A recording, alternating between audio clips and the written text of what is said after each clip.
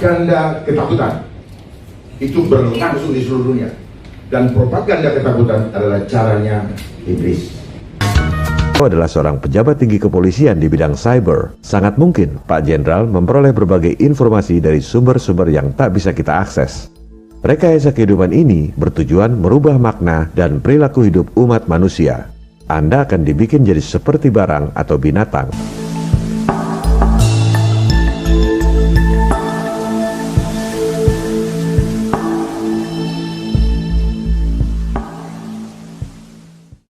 Sekarang telah terjadi gerakan globalisasi yang akan menghancurkan bukan saja Indonesia tetapi seluruh dunia.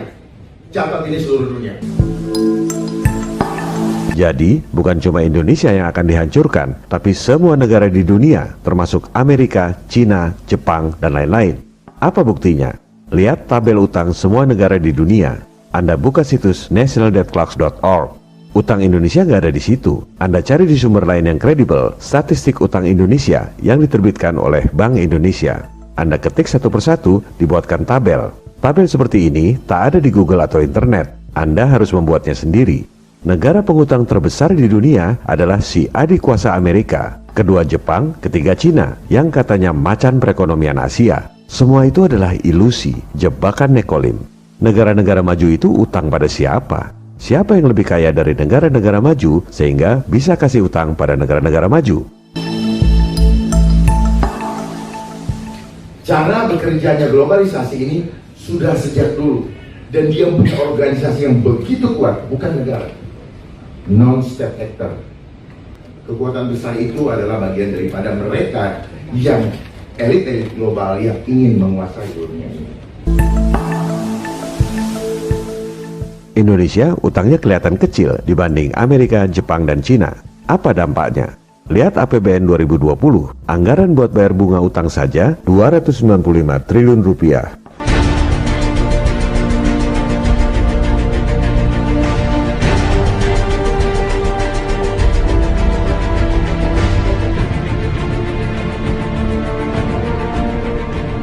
Yang bayar siapa? Anda yang bayar, lewat pajak.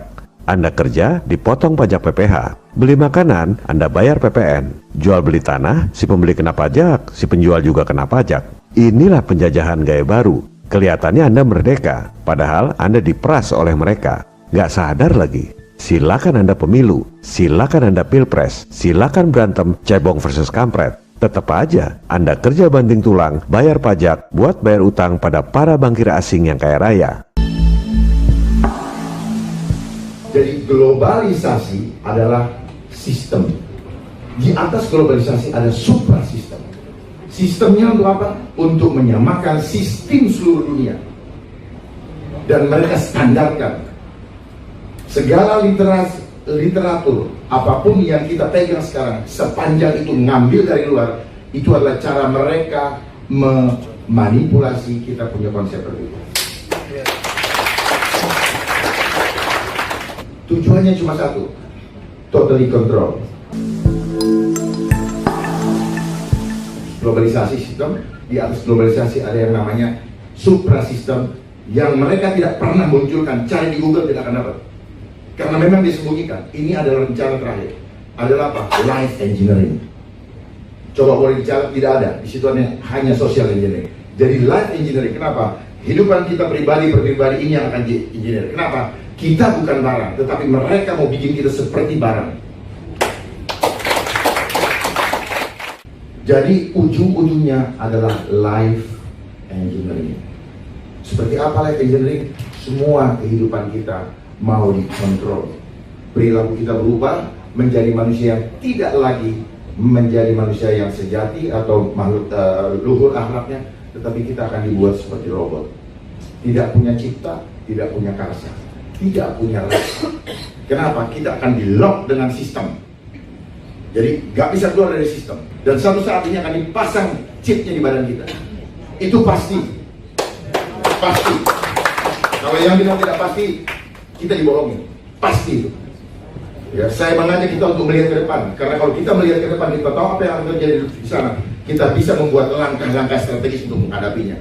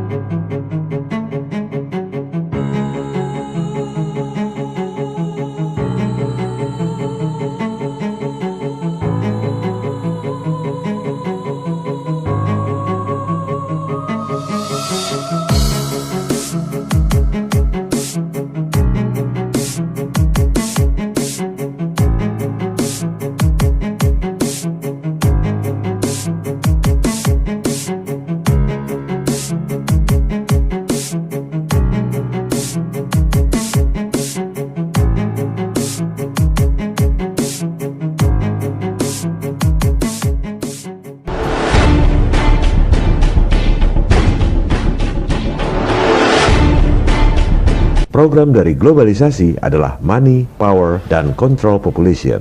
Dengan menguasai moneter dan bisnis global, memiliki banyak uang digunakan untuk menciptakan kekuasaan di atas negara-negara di seluruh dunia yang kemudian digunakan untuk mengontrol penduduk dunia. Program Money, Power, dan Control Population dijalankan dengan strategi yang terstruktur, sistematis, dan masif.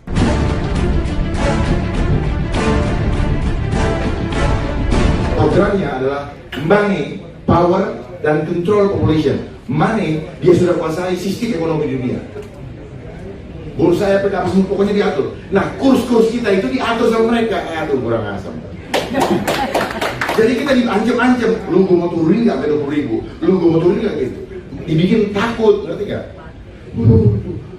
Duit lagi, kita jadi hutang lagi yang nggak rakyat. Untuk ganjil jangan lebih dari 14.000 misalnya. Ternyata semua disetting.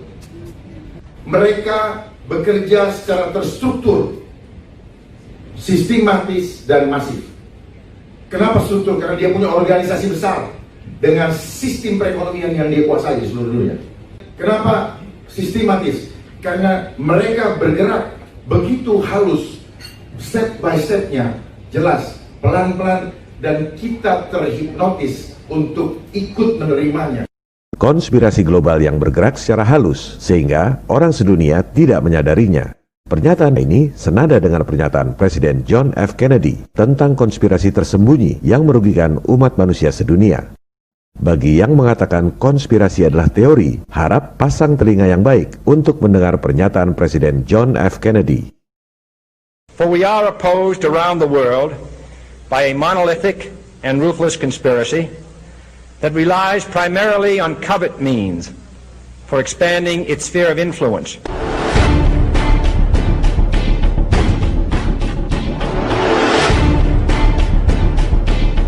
Pernyataan selanjutnya dari Pak Jenderal Dharma juga esensinya sama persis dengan pernyataan lanjutan dari Presiden John F. Kennedy. Kemudian masif, karena mereka semua bergerak di seluruh dunia, di dalam seluruh sendi kehidupan, tidak ada yang lolos. Modus operandi yang sama juga dijelaskan oleh Presiden John F. Kennedy. It is a system which has conscripted vast human and material resources into the building of a tightly knit, highly efficient machine that combines military, diplomatic, intelligence, economic, scientific, and political operations.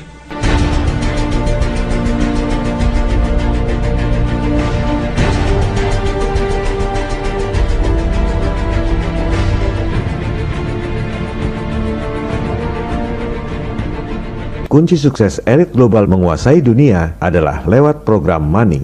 Caranya dengan menguasai bank-bank sentral di dunia. Bank sentral adalah lembaga yang punya hak monopoli mengedarkan uang di suatu negara. Bank sentral di negara-negara maju adalah swasta.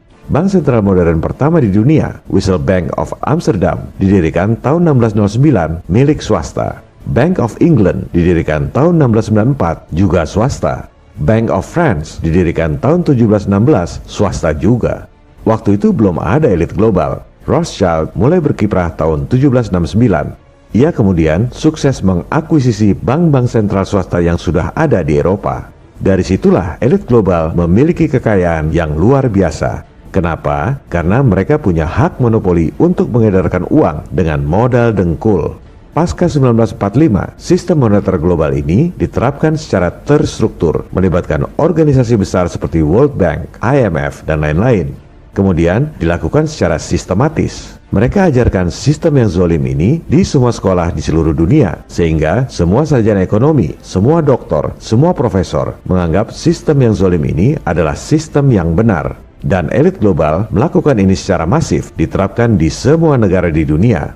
Dengan underball-nya bergerak secara masif, tujuannya cuma satu, totally control.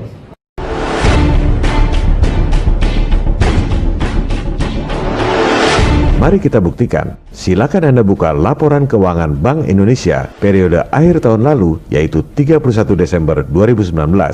Jangan terintimidasi dengan deretan angka-angka yang banyak. Anda cukup lihat satu baris, berapa uang rupiah yang diedarkan oleh Bank Sentral. 793 triliun rupiah.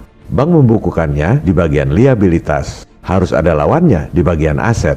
Apa dasar bank sentral mengedarkan uang?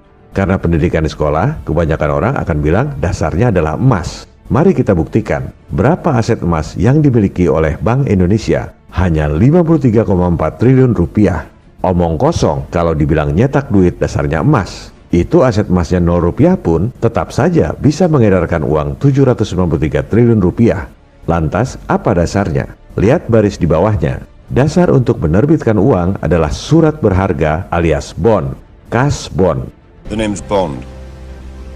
James Bond. Jumlahnya 2.000 triliun rupiah, surat utang tanpa jaminan.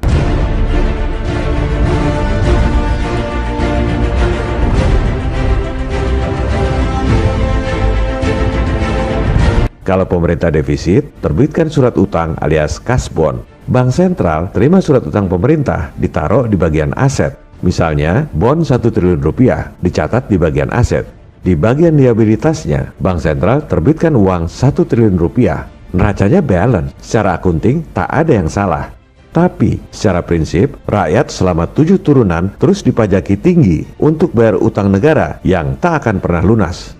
Padahal, semua utang itu diberikan dengan modal dengkul.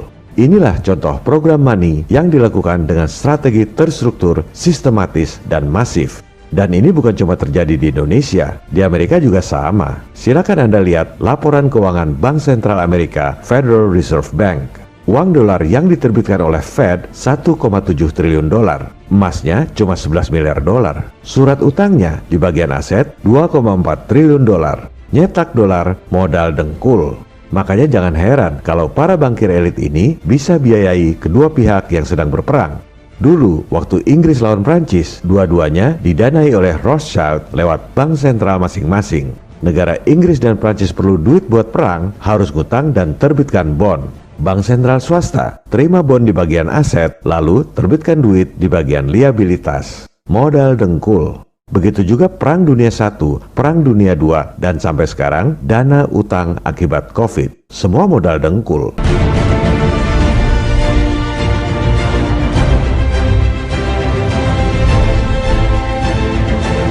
Sampai kapan umat manusia di dunia sadar telah dikadali oleh sistem yang zolim yang diajarkan di semua sekolah di dunia dan dipropagandakan oleh semua media massa?